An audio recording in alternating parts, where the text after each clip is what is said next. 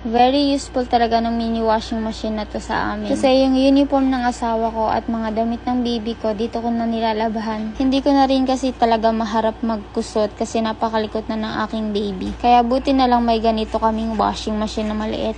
Sayang naman kasi kung dun mo pa iwa-washing sa malaking washing, kung maunti lang naman yung lalabahan mo. Bagay nga tong washing na to sa mga nagdo-dorm, sa mga estudyante at mga nagwo-work na hindi na maharap magkusot or makapagpa-laundry dahil wala silang washing.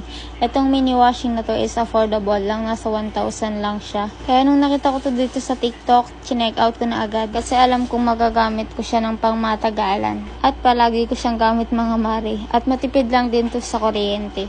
Pwede rin pala kayo dito mag-dryer, pero hindi gaano yung dryer niya. And makalog-kalog siya pag kaunti lang yung damit. Pero kaya rin na din, ang goal lang naman natin dito is mag-washing. Magaan lang din tong washing, kaya pwede nang dalhin kung saan-saan. Pag pagod at tinatamad